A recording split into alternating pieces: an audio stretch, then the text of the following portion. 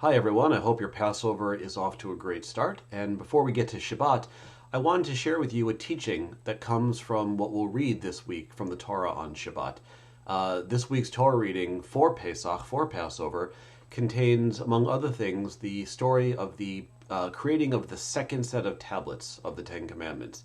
You may know this story, it's pretty well known, but Moses went up to Mount Sinai and God gave him a set of tablets. Moses came down, saw the people making a golden idol, an idol of a cow, and Moses in anger smashed the tablets on the ground.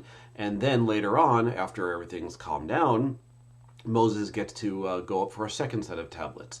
Now, the sages of old noticed that there's a subtle but very important difference between the two sets of tablets. The first time we're told that the tablets were created by God and they were written on by God. The second time, however, God says to Moses that you carve the tablets and I'll write on them. The first time they were completely God's work. The second time it was more of a partnership. And the sages debate which set of tablets is better, the ones that come directly and perfectly from God or the ones that are more of this hybrid. And there isn't, as always, any agreement on that, but there are many sages who believe that it's the second set of tablets that are actually the better ones overall. And part of that reason might actually be because of their imperfection. Those first tablets, since they were completely God's work, would have been, out of necessity, absolutely perfect.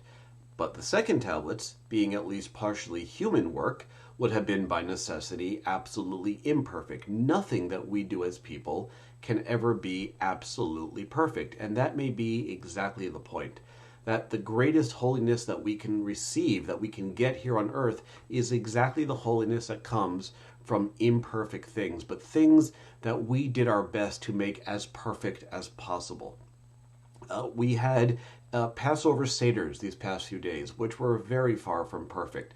We're having Shabbat services in a few hours, and like every other Shabbat service that we've had, especially since this pandemic has begun, it will be imperfect. There will be background noise, and there will be kids running around all over the Zoom screens, and there will be people's internet connections cutting out, and there will be weird echoes, and on and on and on, and it will be a mess, and it will be beautiful.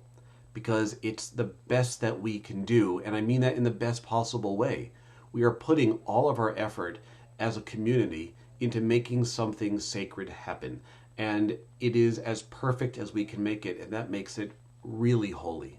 So I hope to see everyone on Zoom in just a little bit. I hope that we all get to enjoy a bit of Shabbat, and I hope that when something goes wrong, we can kind of laugh at it a little bit, smile at it, and say it might be exactly that imperfect moment that makes it so holy. Shabbat Shalom, Moedim B'Simcha. May the rest of your Pesach holiday be a great one and a beautiful one. Bye.